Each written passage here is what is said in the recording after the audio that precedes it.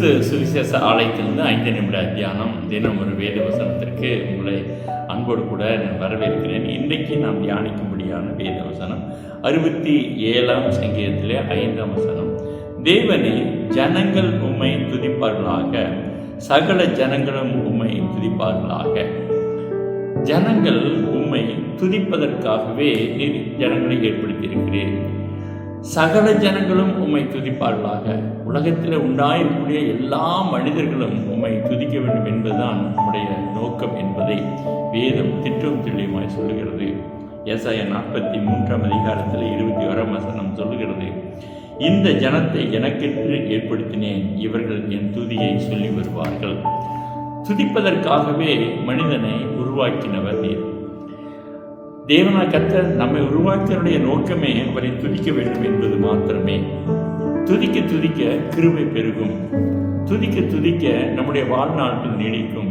துதிக்க துதிக்க கர்த்தருடைய வல்லமை நம் மீது இறங்கும். துதிக்க துதிக்க தெய்வ பிரசனம் நம்மை நிரப்பும். துதிக்க துதிக்க அவருடைய கனம், மகிமை, வல்லமை நம் மீது இறங்கும். ஆமென், அல்லேலூயா. எனவே தான் தேவன கர்த்தரை துதிப்பதற்காகவே நம்மை அவர் உருவாக்கியிருக்கிறார். 2 நாளாக 20ஆம் அதிகாரத்தில் யோசபாத் ஒரு காரியத்தை செய்கிறார்.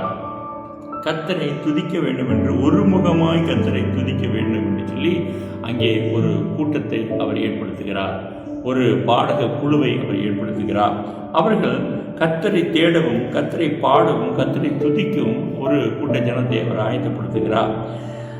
2 நாளாக 20ஆம் அதிகாரம் 19ஆம் வசனத்தில் சொல்லப்பட்டிருக்கிறது, கோகாத்தியரின் புத்திரரிடம் கோராகியரின் புத்திரரிடம் இருந்த லேவியர் எழுந்திருந்து இஸ்ரவேலின் தேவனாகிய கர்த்தரை மகா சத்தத்தோடு கம்பீரமாய் துதித்தார்கள். அப்ப துதிக்க துதிக்க நம்முடைய சூழ்நிலைகளை மாற்றுகிற நல்ல ஆண்டவராய் இருக்கிறார். நாம் துதிக்க துதிக்க நமக்கு எதிராய் வரக்கூடிய சத்துருக்களை அவர் மடங்கடிக்கக்கூடியவராய் இருக்கிறார். யோசபாத் தனக்கு விரோதமாக வந்ததான அம்மோன் புத்திரரையும், சேயீர் மலை தேசத்தாரையும், மோவாபியரையும் அவர்களை ஜெயிப்பதற்காக ஒரு பாடகர் குழுவை ஏற்படுத்துகிறார். இங்கே சண்டை போடுவதற்கு அவர்கள் ஆயத்தம் பண்ணவில்லை, ஆனால் ஒரு பாடக குழுவை அவர் ஆயத்தப்படுத்துகிறார். 20ஆம் அதிகாரம் 21ஆம் வசனம் 2 நாளாக சொல்லப்பட்டிருக்கிறது, பின்பு அவன் ஜனத்தோட ஆலோசனை பண்ணி பரிசுத்தமுள்ள மகத்துவம் உள்ளவரை துதிக்கவும், மகத்துவத்தை துதிக்கும், ஆயுதம் அணிந்தவர்களுக்கு முன்பாக நடந்து போய் கர்த்தரை துதிக்கும், அவர் கிருபை என்றும் உள்ளது என்று கர்த்தரை பாடவும் பாடகரை நிறுத்தினான். அவர்கள் பாடி துதி செய்ய தொடங்கின போது யூதாவுக்கு விரோதமாய் வந்து பதிவிருந்த அம்மோன் புத்திரரையும், மோவாபியரையும், சேயீர் மலை தேசத்தாரையும் ஒருவருக்கு விரோதமாய் ஒருவரை கர்த்தர் எழும்ப பண்ணினதினால் அவர்கள் வெட்டுண்டு விழுந்தார்கள். ஆமென். துதிக்கிற பொழுது நமக்கு விரோதமாக எழும்பியிருக்கிற சத்துருக்களை கர்த்தர் மடங்கடிக்கக்கூடிய நல்ல ஆண்டவராய் இருக்கிறார். வெளிப்படுத்தல் 7ஆம் அதிகாரத்தில் இப்படி சொல்லப்பட்டிருக்கிறது. 7ஆம் அதிகாரம் 9ஆம் வசனத்தில், இவைகளுக்கு பின்பு நான் பார்த்தபோது இதோ சகல ஜாதிகளிலும் கோத்திரங்களிலும் ஜனங்களிலும் பாசைக்காரர்களும் வந்ததும் ஒருவர் எண்ணக்கூடாதமான திரளான கூட்டமாகிய ஜனங்கள் வெள்ளை அங்கியை தெரித்துக் கொண்டு தங்கள் கைகள் குருத்தோலை பிடித்து சிங்காசனத்திற்கு முன்பாகவும் ஆட்டுக்குட்டியானவருக்கு முன்பாகவும் நிற்க கண்டேன்.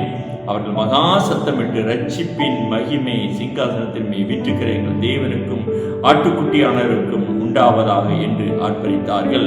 12ஆம் வசனம் சொல்லுகிறது, ஆமேன், எங்கள் துதிக்கு தேவனுக்கு துதியும் மகிமையும் ஞானமும் ஸ்தோத்திரமும் கனமும் வல்லமையும் பலனும் சதா காலங்களும் உண்டாவதாக, ஆமேன் என்று சொல்லி அவர்கள் கர்த்தரை துதித்தார்கள். வெளிப்படுத்துதல் கர்த்தருடைய பிரசன்னத்தில் இருந்து துதிக்கக்கூடிய ஒரு காரியத்தை நாம் பார்க்கலாம். வெளிப்படுத்தல் 19ஆம் அதிகாரம் 1ஆம் வசனம் சொல்லுகிறது, இவைகளுக்கு பின்பு பரலோகத்தில் திரளான ஜனக்கூட்டம் விடுகிற ஆரவாரத்தை கேட்டேன். அவர்கள் அல்லேலூயா, இரட்சணியமும் மகிமையும் கனமும் வல்லமையும் நம்முடைய தேவனாகிய கர்த்தருக்கே உரியது, அவருடைய நியாய தீர்ப்புகள் சத்தியமும் நீதியுமானவைகள் என்று சொன்ன பொழுது 4ஆம் வசனம் சொல்லுகிறது, 24 மூப்பர்களும் 4 ஜீவன்களும் வணக்கமாய் விழுந்து ஆமென் அல்லேலூயா என்று சொல்லி சிங்காசனத்தின் மேல் வீற்றிருக்கும் தேவனை தொழுது கொண்டார்கள். ஆமென். இங்கே மாத்திரமல்ல, பூமியில மாத்திரமல்ல, பரலோகத்திலும் இதுதான் நடைபெறுகிறது. எனவே கர்த்தரை துதிப்பதுதான் நமக்கு வேலை. கர்த்தரை துதிப்பதுதான் நாம் கொடுக்கப்பட்ட ஒரு ஆசீர்வாதம். செபிக்கலாமா? மகா இறக்கும் கிருபை தான் எங்கள் ஜீவனுள்ள நல்ல பிதாவே, மை துதிக்க துதிக்க கிருபை பெருகும் ஆண்டவரே. பூமியிலும் பரலோகத்திலும் எங்களுக்கு கொடுக்கப்பட்ட வேலை என்னவென்று சொன்னால் உண்மை துதிப்பது மாத்திரமே.